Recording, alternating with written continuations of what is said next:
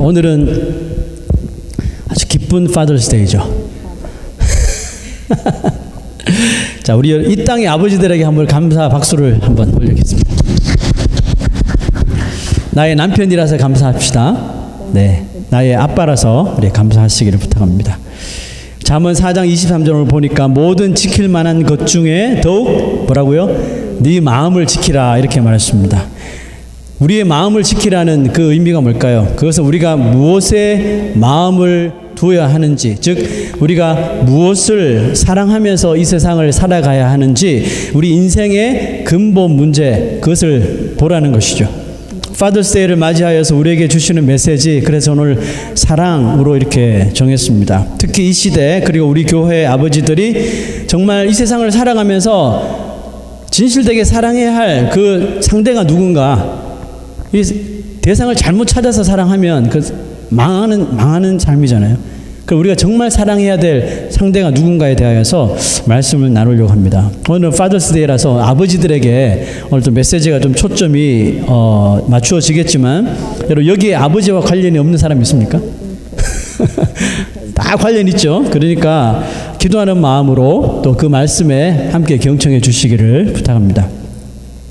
제일 먼저 아버지들이 이 세상 살아가면서 사랑해야 할 대상은 여러분 누굴까요? 바로 어머니들입니다. 그러니까 아버지의 엄마가 아니라 아버지의 아내들입니다. 바울은 에베소 교회 서신을 보내는데 그 서신에서 보면 아내와 남편을 위한 메시지를 기록했습니다. 에베소서 5장 22절 한번 볼게요. 함께 읽어봅시다. 아내들이여 자기 남편에게 복종하기를 주께 하듯 하라. 자, 그 다음 구절요. 남편들아 아내 사랑하기를 그리스도께서 교회를 사랑하시고 그 교회를 위하여 자신을 주심같이 하라. 아내들에게는 무엇을 요구했어요? 복종을 요구했지만 남편들에게는 사랑하라는 것을 호소합니다. 그런데 보면 남편에게 하는 이 구절이 훨씬 더 길어요. 길면서 계속해서 반복적으로 이야기하는 것이 뭐냐 하면 남편들에게 아내를 사랑하라, 아내를 사랑하라, 아내를 사랑하라 라고 계속 거듭 반복을 하고 있습니다. 자, 28절 한번 읽어볼게요. 남편들도 자기 아내 사랑하기를 자기 자신과 같이 할지니 자기 아내를 사랑하는 자는 누구를 사랑해요? 자기를 사랑하는 것이다. 엄청나게 강조하는 거예요. 그냥 해도 되고 안 돼도 이게 아니라 무조건적으로 자기 몸이라 생각하고 사랑하라는 뜻이죠. 아내를 사랑하는 자는 자기를 사랑하는 것이라고 할 만큼 왜 사도 바울은 그 남편들에게 사랑 왜 사랑을 귀가 따갑도록 이렇게 강조하는 걸까요? 이유는 간단합니다. 그때나 지금이나 남편들이 아내 사랑을 잘 하지 않기 때문에 그래요. 즉 사랑이 부족하기 때문에 나타나는 현상이 가정의 문제, 자녀들의 문제, 부부간의 문제, 결국 교회의 문제로 바뀌어지더라는 것이죠. 저는 아내가 안 되어서 잘 모르겠지만 아내는 남편에게 사랑을 받으면 받을수록 남편과 말이 잘 통할까요? 안 통할까요? 잘 통하죠. 그리고 주의 말씀도 한번 들어볼까? 복종할까? 순종할까? 뭐 이렇게까지 나갑니다. 하지만 정작 사랑을 뜨겁게 받아야 할 대상이 남편에게 오히려 무시를 당하거나 경멸을 당하고 또 이 소외감을 당하고 외면을 당할 때 아내의 사명인 복종이 변해서 복수가 될 수 있다는 것이죠.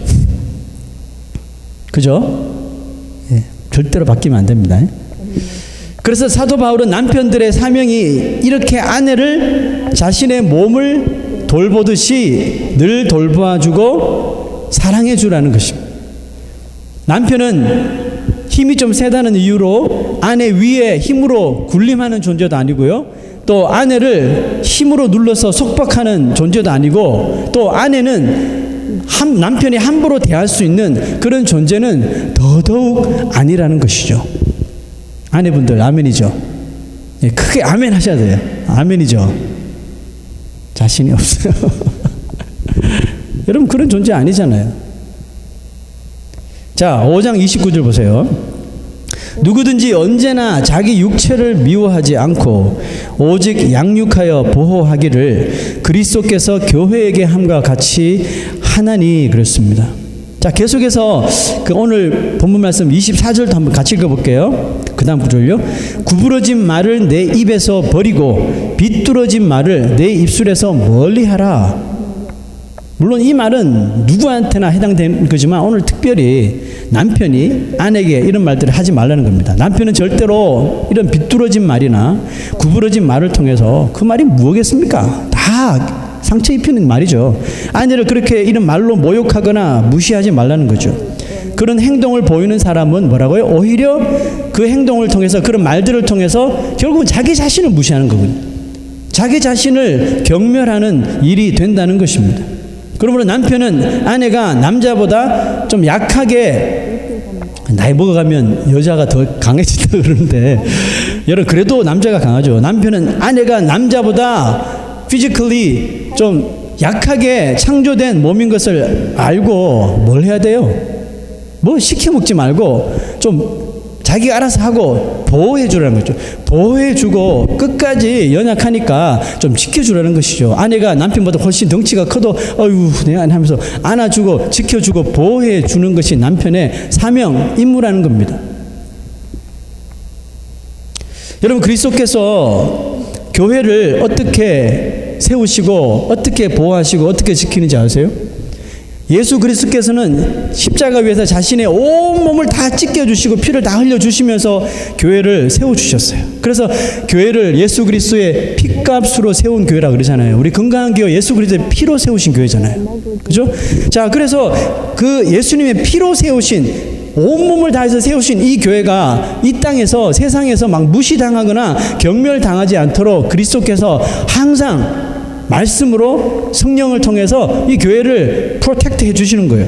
그러니까 예수님은 친히 교회의 코널스톤, 모퉁이 돌이 되어주신다 그랬죠. 모퉁이 돌이 되어주시는 건 뭐예요? 이 교회에 어떤 교회라도 그 교회의 밸런스를 예수님이 잡아주시겠다는 거예요. 예수 그리스도가 반석이 되어주셔서 그 교회가 마귀 때문에 좌로나 우로나 치우치지 않고 흔들리지 않도록 예수 그리스도가 영원토록 반석이 되어주시겠다는 그런 말씀입니다. 할렐루야. 자, 26절에서 27절 한번 또 읽어봅니다. 이는 곧 물로 씻어 말씀으로 깨끗하게 하사 거룩하게 하시고 자기 앞에 영광스러운 교회로 세우사, 그 다음 구절 중요합니다. 티나 주름 잡힌 것이나 이런 것들이 없이 거룩하고 흠이 없게 하려 하심이라. 말씀으로 깨끗하게 하시고 거룩하게 하셔서 자기 앞에 영광스러운 교회로 세우십니다. 그래서 이것을 통해서 티나 주름 잡힌 것이 없게 하신대요. 정말 아멘이죠. 여러분 교회를 향한 예수님의 사랑이 결국 뭐예요? 교회를 흠이 없게 만드시는 것, 흠이 없이 거룩하게 만드시는 것, 이게 예수님께서 교회를 세우신 목적이에요. 자, 남편이 아내를 사랑하면 아내의 흠이 사라질 수도 있다는 겁니다. 여러분 남편이 아내를 뜨겁게 사랑하면 아내의 약점도 보이지 않게 된답니다. 여성분들 동의하세요? 동의 안 하시죠? 자, 제 말을 다시 들으세요. 무슨 뜻이냐면 남편이 아내를 정말 뜨겁게 사랑해주고 지켜주고 보호해주고 아껴주면 아내가 가지고 있는 흠이나 이런 약점이 더 이상 약점이나 흠으로 보이지 않게 된다는 그 마음이. 제 예를 한번 들어볼게요. 아가서 1장 5절 한번 봅시다. 솔로몬이 썼던 아가서 1장 5절 읽어볼게요. 시작. 예루살렘 딸들아 내가 비록 검으나 아름다우니 게달의 장막 같을지라도 솔로몬의 휘장과도 같도다. 여러분 아가서는 솔로몬이 뜨겁게 사랑했던 그 술람미 여인 간의 그 사랑 이야기죠. 여기 보면 이 구절은 누가 말했냐 하면 그 술람미 여인이 쓴 글이에요. 누구한테요? 예루살렘 딸들아 내가 비록 검으나 자기의 흠이에요. 자기의 약점이에요. 게달의 장막처럼 아프리카 사람처럼 얼굴이 이렇게 검어서 예루살렘의 귀족 여인들보다 훨씬 비주얼이 나쁘지만 뭐라고 이야기해요? 아름다우니. 게달의 장막 같을지라도 뭐와 같다고요? 솔로몬 왕이잖아요. 솔로몬의 그 휘황찬란한 컬튼 휘장과 같다는 거예요. 왜 이런 말을 할 수 있어요? 당당하게 솔로몬의 그 뜨거운 사랑이 이 술람미 여인의 흠과 약점을 다 가려버리더라는 거죠. 멋있죠? 여러분, 아내의 아름다움은 화장품이 만드는 게 아니에요, 여러분. 스킨케어가 해주는 게 아니에요, 여러분. 아내의 아름다움은 남편이 만들어주는 거예요. 믿습니까? 남편이 만들어주는 거예요. 남편의 정말 아내를 향한 아름다운 말과 정말 이 사랑스러운 행동이 아내들의 이런 inner beauty, 내적 뷰리를 만들어준다고요. 이거 다 경험해 보셔야 돼요. 그러면 어디 가면 아내가 주눅들지 않는 거예요. 너희들이 뭐라 그러든지 간에 내 남편은 내가 제일 좋대. 바울은 그러므로 사람이 부모를 떠나 그의 아내와 합하여 그 둘이 한 육체가 될지니 라고 말했습니다. 무슨 뜻이에요? 남편과 아내는 항상 연합된 존재라는 거예요. 남편과 아내는 더 이상 따로따로 아니래요. 둘이 아니라 한 몸이라고 주님께서 말씀하셨어요. 예전에는 처녀 총각되는 둘이었지만 이제 하나님께서 짝지어 주셔서 둘이 하나 되어서 연합이 되었대요. 그래서 연합은 남편과 아내가 서로 연합된 삶을 살게 되면 결혼 생활에서 너무나 중요한 하나님이 만드신 그 행복, 해피니스를 열 수 있는 그 키가 되는 거라니까요. 남편과 아내가 한 몸이 되지 않고 연합이 되지 않으면 절대로 행복이 올 수가 없어요. 그 가정에 행복이 올 수 없어요. 부부가 하나처럼 연합할 수 있기 위해서 해야 하는 것이 있는데 여러분 그게 뭐라고 생각하세요? 오늘 특별히 Father's Day니까 아버지들에게 좀 초점을 맞춰서 아버지 쪽에서만 한번 생각해 볼게요. 어떻게 이 부부가 정말 한 몸처럼 한 사람처럼 연합할 수 있게 될까? 한번 생각해 보세요. 원영 집사님, 우석 씨, 그리고 저, 퓨처 아빠, 유진이. Think about it. 우리 어떻게 하나가 될 수 있을까요? 여러분들은 지금 여러분 아내와 한 몸입니까? 연합하셨습니까? 오늘 아버지 쪽에서 생각해 보면 이겁니다. 부부가 하나 되고 연합하기 위해서 남편들이 해야 할 가장 중요한 것은 딱 이건데 아내를 자신의 몸의 일부라고 항상 생각하고 무슨 일을 만나나 그렇게 인식하고 행동하라는 거예요. 자, 그러면 무슨 일이 벌어질까요? 아담이 하와에게 말한 것처럼 You are my bone of bones, the flesh of flesh. 내 뼈 중에 뼈다. 뼈는 어디 있어요? 내 뼈 중이라 그래서 내 안에 있잖아요. 내 살 중에 살이라 내 살이잖아요. 그러니까 아담이 하와를 대우한 것처럼 우리 남편들이 아내를 항상입니다. 항상 그냥 맛있는 거 해줄 때만 그게 아니라 항상 당신은 나의 뼈 중에 뼈요. 살이야 살이야. 뼈 중에서 가장 중요한 갈비뼈. 예? 살 중에서도 가장 중요한 어디가 살이 제일 중요하죠? 하여튼 뭐 그렇게 인식하고 그러면 왜 어떤 상황이 벌어지냐면 아내가 기뻐하면 내 몸이 기뻐하네? 나도 같이 기뻐하는 거예요. 아내가 슬퍼요. 내 몸이 슬퍼하네? 같이 슬퍼해 주는 거예요. 이게 한 몸이 되는 이유예요. 네가 기뻐하거나 네가 슬퍼하거나 뭐 나는 I don't care. 이건 한 몸이 아니에요, 여러분. 아내는 기쁘고 나는 지금 슬픈데 아내 때문에 기뻐해 주는 거예요. 아내는 슬프고 나는 지금 잭팟이 터져서 기쁜데 아내가 슬퍼요? 그럼 같이 티내지 말고 같이 슬퍼해 주는 거예요. 여러분 이게 한 몸이에요. 아내의 마음이 괴로울 때 그거 모른 척 하지 마시고 슬며시 가서 한번 손 잡아주면 돼요. 가서 한번 백허그 하시죠. 오늘 우리 막내딸이 저한테 백허그 딱 하는데 감동돼. 남편들이 아내 뒤에서 백허그 한번 딱 해줘. 그럼 게임 오버 아닙니까? 누구한테 어떤 상처를 받아도 남편이 가서 내가 있잖아 손 한번 잡아주면 끝. 숙제. 우리 남편들 한번 집에 가셔서 try. 여러분 오래 사신 부부일수록 더욱더 어려운 일이 될 수 있지만 한번 보세요. 내가 지금 내 아내한테 좀 배려할 수 있는 게 뭐 없을까? 뭐 평상시에 잘 하시겠지만 또 한 번 더 보세요. 아내에게 내가 뭘 좀 배려할 수 있을까? 한번 생각해 보세요. 그 찾아서 한번 해보시라고요.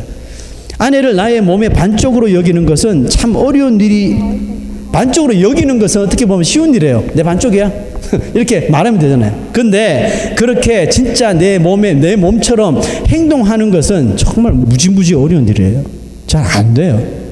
그런데 그렇게 할 수 있다면 제가 개런티 할게요. 그 부분은 그렇게 하지 않을 때보다 훨씬 사랑할 수 있습니다. 완전히 한 몸이 될 수 있어요. 완전히 연합할 수 있어요. 하나님께서 말씀하시는 그 부부의 모습을 만들 수 있다니까요. 남편들이여 하나님의 말씀에 순종하며 아내들을 나의 몸으로 여기며 사랑하고 아껴주시기를 주의 이름으로 부탁드립니다. 두 번째로 아버지들이 이 세상 살아가면서 사랑해야 하는 대상은 누굴까요? 자녀들. 아버지 자녀들 사랑하셔야 돼요. 자기 자녀를 사랑하는 것은 아마 사람뿐만 아니라 모든 피조물에게 주신 이런 본능일 거예요. 본능과 같아요. 어떨 때는 보통 동물들이 사람들보다 그 자기 새끼들을 더욱더 사랑하는 것처럼 보일 때도 있어요. 제가 아주 감동적인 비디오를 하나 봤는데요. 그 엠퍼러 펭귄이라고 있대요. 그 남극에 사는 이 펭귄들인데 주로 영하 50도가 넘는 그 추운 얼음 덩어리 위에서 이 펭귄들이 모여 사는데요. 이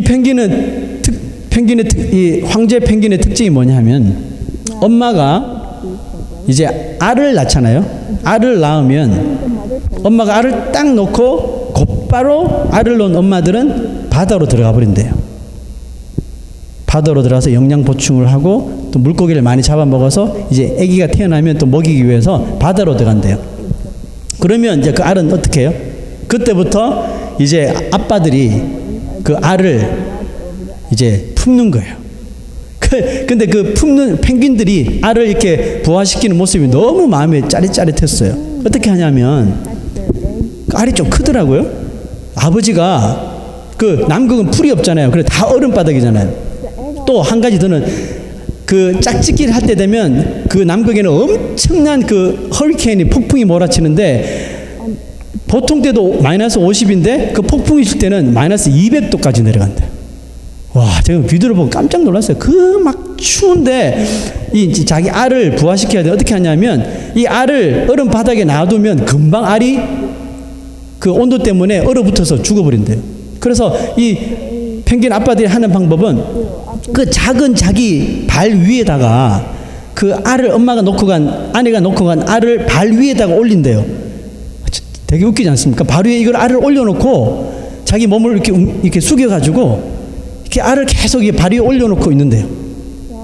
그 마이너스 200도가 되는 그 추운데도 이 아빠들이 우르르 모여가지고 이거 허들링이라고 그러는데 싹 다 모여가지고 알 하나 다 발 위에 올려놓고 이렇게 해서 알을 부화시키는 거예요. 또 이게 밖에 있는 사람은 너무 아웃사이드 사람 추우니까 이게 로테이트 하는 거예요. 안에서 따뜻해지면 또 밖으로 나가고 밖에 아빠도 안으로 들어오고 이렇게 아빠들이 연합해가지고 뭘 해요? 그 알을 지키는 거예요. 와, 정말 감동적이고 막 제가 존경심이 막 나는 뭐 했나 뭐 이런 생각이 들면서 그렇게 그러니까 그 알이 부화될 때까지 아빠는 아무 데나 못 가는 거예요. 계속 배를 쫄쫄쫄 굶으면서 그 마이너스 200도 되는 비바람을 맞으면서 참는 거예요. 야, 정말 꼼짝도 하지 않더라고요. 그렇게 알이 깨어지거나 얼어붙지 않도록 모든 신경을 다 써서 알이 이제 깨어난다고 합니다.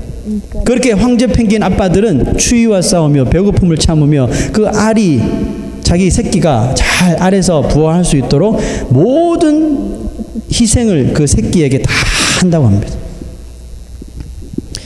여러분, 근데 이 황제 펭귄들이 이렇게까지 하는 이유가 뭘까요? 정말 이 펭귄들이 자기 새끼를 너무너무 사랑해서 이렇게 하는 걸까요? 물론 그렇겠죠. 그런데 그 이전에 하나님께서 이 황제 펭귄들에게 넣어주신 본능 때문에 그래요. 얘들이 이렇게 하나님께서 만드신 거예요. 그래 이렇게 할 수밖에 없는 거예요. 자, 그래서 동물들의 새끼 사랑법은 다 본능적이잖아요. 모든 동물이 다 마찬가지죠. 근데 이 본능적이란 게 아주 제한적이에요. 무슨 뜻이냐면 새끼가 자라서 독립할 때쯤 되면 새끼들은 더 이상 그들이 부모의 본능으로 이렇게 보살피는 본능의 영향을 더 이상 받지 않습니다. 그렇죠? 독립할 때 되면 독수리도 둥지 밖에서 뛰쳐나가고요. 어떤 동물들은 부모를 잡아먹기도 한대요. 그 다음부터는 본능이 뭐가 없는 거예요. 그때부터는 자기 개인이. 사람도 본능적으로 자녀를 사랑하고 보호합니다. 그죠? 내 피가 섞여 있기 때문에 본능적으로 해요. 하지만 동물과 달리 우리 사람이 우리 자녀들에게 하는 사랑에는 유효기간이 게 없어요. 그죠? 여러분 있습니까? 몇 살 때까지만 내가 해주고 그다음부터는 너는 나가. 뭐 독립해더라도 그 사랑이 계속 가죠. 유효기간이 없어요. 그러니까 하나님께서 주신 본능, 그 다음에 이성적으로, 그리고 때로는 우리 생명을 다 바쳐서 자식을 사랑하는 것이 하나님 따라 창조된 우리 휴먼 빙, 우리 인간이라는 겁니다. 왜 유독 우리 인간만 그렇게 끝까지 목숨을 다해서 우리 자녀를 사랑하는지 아세요? 그 이유가 다 있다니까요. 그것은 바로 우리를 향하신 하나님 아버지의 사랑을 우리 인간들이 자녀를 통해서 좀 깨닫게 하시기 위해서 우리 인간들에게 그런 사랑을 주신 거예요. 우리는 이 탕자의 비유를 통해서 아들을 향한 아버지의 정말 처절한 간절한 사랑을 우리가 살펴볼 수가 있죠. 둘째 아들은 아버지의 재산을 가지고 나가서 뭘 했습니까? 여러분 그 둘째 아들 스토리에서 그 비유 제목이 뭐예요? 탕자의 비유죠. The prodigal son. 왜 탕자라 부르는지 아세요? 아버지의 재산을 다 탕진한다 그래서 탕자예요. 뭐 다 알고 계신 내용이었죠. 그러나 그 비유에서 여러분 우리는 그 둘째 아들 말고 돈을 다 탕진한 그 아들 말고 또 한 사람이 무언가를 계속 탕진하는 모습을 볼 수가 있는데 바로 그 사람이 둘째 아들의 아버지라는 거예요. 아버지가 뭘 그렇게 탕진했어요? 아들을 향하여 아버지가 탕진한 것이 바로 사랑입니다. 둘째 아들, 첫째 아들을 향한 사랑. 계속해서 그 사랑을 탕진한. 여러분 탕진한다는 의미는 영어로 하면 waste잖아요. 우리 좀 안 좋을 때 사용하긴 하는데 안 좋을 때 사용하지만 이 waste라는 말은 계속해서 허비하듯이 계속 흘러간다는 그런 뜻이죠. 그러므로 사랑을 탕진한다는 의미는 사랑이라는 아버지가 그 아들을 향한 그 사랑이라는 샘물이 절대로 이렇게 멈추지 않고 가로막혀 있지 않고 계속적으로 그 자녀를 통해 자녀가 어디로 가든지 이게 계속해서 흘러간다는 뜻에서 사랑을 탕진한다는 의미. 그 비유에서 그 아버지가 둘째 아들을 향한 사랑이 멈춰지는 게 있나요? 계속 얘가 뭐 완전 망신차게 거짓골로 와도 그 사랑이 더 크게 흘러가잖아요. 하나님 아버지가 그의 자녀들을 향하여 흘러보내시는 사랑이 바로 탕진하는 사랑이에요. 우리는 하나님 사랑 안 해요. 이렇게 할 때도 있지만 하나님은 우리를 향해서 계속적에서 사랑을 탕진하신다는. 여기 계신 한 사람 한 사람 모두에게 하나님 지금도 그 사랑을 탕진하시는 거예요. 그 사람이 알든지 모르든지 계속해서 사랑을 부어주시는 거예요. 왜냐하면 탕진하는 그 사랑의 결정체가 바로 당신의 가장 귀한 것까지 내어주시는 것이기 때문에 그래요. 하나님은 당신이 가장 사랑하시는 아들 예수 그리스도를 죄인들을 위해서, 죄인들의 구원을 위해서 그냥 선뜻 내어주신 거예요. 그것을 통해서 하나님의 사랑을 탕진하고 주시잖아요. 예수 그리스도를 통해서 하나님의 우리를 향한 사랑을 탕진하시는 거예요. 그리고 탕진하는 그 사랑은 아들 예수 그리스도를 통해서 우리 인류에게 흐르도록 하셨죠. 자, 잠언 22장 6절 한번 읽어보겠습니다. 마땅히 행할 길을 아이에게 가르치라. 그리하면 늙어도 아이가 그것을 떠나지 아니하리라. 자, 여기서 마땅히 행할 길을 가르치라 그랬는데 그 행할 길이 도대체 뭘까? 이걸 찾아내 봅시다. 여러분, 마땅히 행할 길이 뭘까요? 오늘 우리 주제가 사랑이니까 사랑으로 합시다. 여러분, 사랑도 잘 가르쳐야지 그 자녀가 올바로 사랑할 수가 있어요. 맞는 말이죠? 뭐 지가 사랑하든지 말든지 그거 아니에요. 사랑을 가르쳐야 돼요. 사랑을 보여줘야 돼요. 아빠가 아내를 어떻게 사랑하는지, 엄마가 아빠를 어떻게 사랑하는지, 아빠가 그 아빠를 어떻게 사랑하는지, 엄마가 그 아빠 엄마를 어떻게 사랑하는지 보여줘야 돼요. 이 가르치는 거예요. 왜냐하면 여러분, 왜 사랑을 가르쳐야 하냐면 악한 자라도 자녀에게 가장 좋은 것으로 줄 줄을 알거든, 이런 말씀이 있잖아요. 여러분, 악한 사람이 아무리 좋은 것을 자녀에게 주어도 그 자녀는 악한 아빠의 악함을 본받는 거예요. 아무리 좋은 것을 갖다 줘도요, 그 자녀는 아빠를 보기 때문에 아빠가 악하면 악한 것을 본받는 거예요. 이해하시죠? 저 주끝 없이 가난한 아빠라도 너무너무 선한 사람이면 그 선을 자녀가 받는 거예요. 그러므로 사랑을 잘못 배우면 아빠의 잘못된 사랑을 배우는 자녀는 잘못된 사랑을 또 하게 돼 있단 말이죠. 예를 하나 들게요. 성경에 보면 사무엘 선지자에게 기름 부었던 엘리 제사장이 나옵니다. 엘리 제사장은 그 두 아들도 제사장인데 너무너무 아들을 사랑했어요. 사랑하는 건 좋은데 오늘 이 말씀처럼 마땅히 행할 길을 가르치지를 못했어요. 엘리가 제사장이고 두 아들이 제사장인데 제사장이 감당해야 할, 정말 마땅히 해야 할 일을 가르치지 못합니다. 그게 뭐냐 하면 하나님이 왜 우리 가정을 제사장 가정으로 세우셨나, 왜 이런 사명을 주셨나, 이것을 가르치지 못했어요. 그냥 매뉴얼에 있는 대로 이렇게 하면 돼 라고 해준 거예요. 그래 엘리 제사장도 기도도 하지 않고 맨날 배가 부르고 몸이 이렇게 비대해져 가지고 그렇게 그냥 성결해서 맨날 잠만 자는 이런 엘리 제사장이었다. 그러니까 그 두 아들이 아버지 보고 뭘 배우겠어요. 그러니까 성전에서 막 회개한 짓, 은밀한 짓, 막 죄를 짓는 것이죠. 그러니까 엘리 제사장이 하나님께서 자기 집안을 사랑하셔서 주신 책임과 사명을 소홀하게 하고 그것을 자녀들이 그대로 자녀들에게 흘러보내고 이런 것들을 탕진한 거예요. 그러니까 두 아들이 또 그대로 보고 더 악하게 제사장 짓을 한 거예요.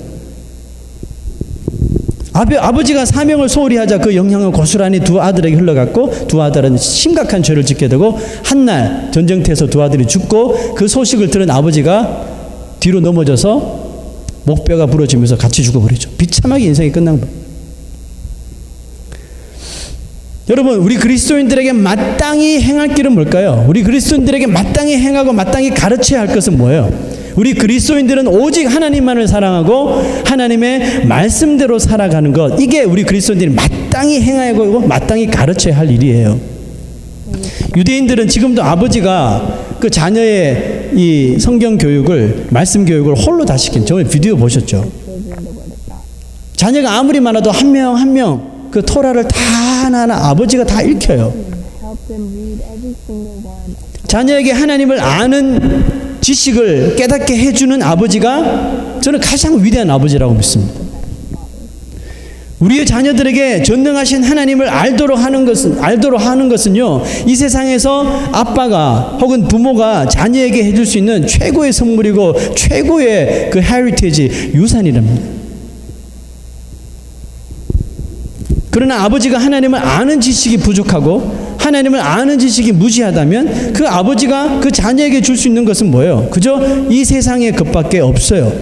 너 이거 필요하지? 손에 쥐어주는 거예요. 너 이거 필요할 거야? 손에 쥐어주는 거. 손에 쥐어주는 게 다예요.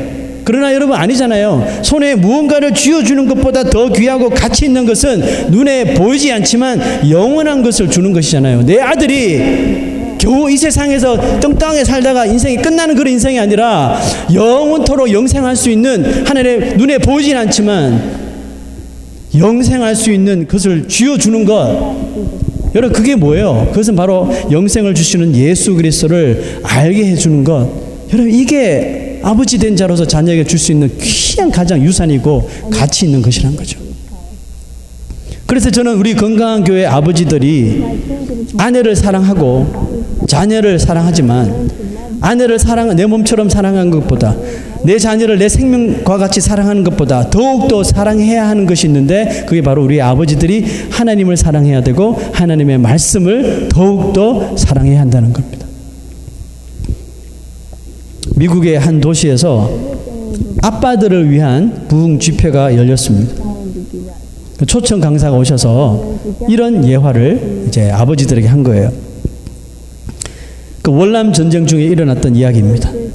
미국의 한 부대가 그 베트남 부대를 이제 밤에 몰래 기습하는 작전을 시도해서 계속해서 좋은 결과를 얻어낸 거예요. 그런데 그 기습 작전에 참가한 군인 중에 그 작전을 상관의 명령 때문에 한 것이 아니라 자기 스스로 자원하던 군인 한 사람이 있었다고 합니다. 그래서 그 부대장은 그 군인이 너무너무 궁금해서 그 군인을 불러서 칭찬하려고 불렀어요. 딱 부른 다음에 이렇게 물어봅니다. 자네는 어떻게 이 죽을 수 있는 위험한 작전에 항상 스스로 자원하게 되었는가? 그랬더니 이 군인이 이런 답을 합니다. 네, 제가 그렇게 자신 있게 목숨도 아끼지 않고 자원할 수 있었던 것은 바로 나의 어머니 때문입니다. 내 어머니는 하루 종일 기도하는 기도의 사람입니다. 특별히 내가 정말 기습 작전에 나갈 때 나의 어머니는 나를 위해서 기도하고 있다는 것을 내가 확신하기 때문에 저는 안심하고 두려움 없이 그 작전에 자원할 수 있었던 것입니다. 자, 그 말을 했더니 그곳에 모인 아빠들이 이 기도의 능력을 믿는 이 남자 군인의 믿음과 담대함을 듣고 막 일어나서 소리를 지르며 박수를 치기 시작한 거예요. 하면서 소리친 거예요. 그때 그 목사님은 막 열광하는 아버지들을 향해서 이렇게 탁 던집니다. That's very good. Then where were fathers? 아들이 전쟁터에서 목숨을 걸고 그렇게 싸울 때 어머니들은 그렇게 자녀들을 위해서 모든 것을 내려놓고 하나님 아버지께 자녀들을 지켜달라고 그렇게 기도하는데 그 아버지들은 어디서 다 뭐 하느냐는 것이죠. Where were fathers? 이러면서 이 열광하는 아버지들의 가슴에 오히려 영적인 각성을 깨우는 영적인 각성을 호소하는 그런 메시지를 던졌다는 것이죠. Where are our fathers? 우리 아빠들 다 어디 갔습니까? Where is your father? 저의 소망은 우리 건강한 교회의 이 아빠들이 지금도 열심히 하시지만 더 열심히 하나님을 찾고 하나님께 나오는 것이 여러분 저의 소망입니다. 또 여러분들의 소망이기도 하시죠. 무엇인가 고장난 곳을 고쳐야만 할 때만 아빠가 필요한 게 아니에요. 무언가 무거운 것을 들어야 할 때만 아빠가 필요한 게 아니에요. 징그러운 벌레를 잡아야 할 때만 아빠가 필요한 것이 아니라 바로 이 예배의 자리에 아빠가 필요한 거예요. 우리가 부르짖어야 하는 기도의 자리에 아빠가 필요한 줄로 믿습니다. 아버지들의 아내 그리고 자녀들은 그 아버지의 따뜻한 사랑의 기도가 여러분 이 시대에 정말 필요해요. 그리고 우리 아빠들을 만드신 하나님도 아빠들이 하나님을 더욱더 찾고 사랑하길 간절히 원하시는 것입니다. 송명희 시인이 하나님 아버지의 사랑에 대하여 이런 시를 썼는데요. 제가 한번 읽어드릴게요. 송명희 시인 아시죠? 나 가진 재물 없 이거 네가 나를 떠나가도 그래도 나는 너를 떠나지 않으며 네가 나를 버려도 그래도 나는 너를 버리지 아니하리라. 네가 나를 사랑하지 않아도 그래도 나는 너를 사랑하며 네가 지은 죄 많으나 그래도 나는 너를 용서하리라.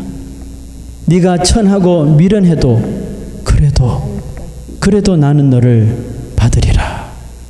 정말 사랑을 탕진하시는 아버지를 정말 잘 표현한 거 아니에요? 정말 마음이 뜨거워지는 시라고 생각합니다. 오늘 우리와 함께 하시는 하나님 아버지는 우리의 아버지들이 오늘 이 말씀처럼 늘 아내를 자신의 몸처럼 사랑해주고 자녀를 끝까지 생명 다해서 사랑하고 무엇보다 하나님을 사랑하는 하나님 닮은 아버지가 되는 것을 정말 원하시는 줄로 믿습니다. 우리 아버지들 좀 힘을 내시고 우리 건강한 교회와 각 가정을 이끌어 가시는 영적인 가장들이 되어 주시기를 주의 이름으로 부탁드립니다. 우리 어머니들과 또 우리 자녀들은 우리들의 아빠들이 더욱더 하나님을 사랑하는 영적인 가장들이 될 수 있도록 쉬지 말고 기도해 줄 수 있는 여러분들이 되시기를 부탁드립니다. 기도하겠습니다. 하나님 아버지, 우리에게 아버지를 주셔서 감사합니다.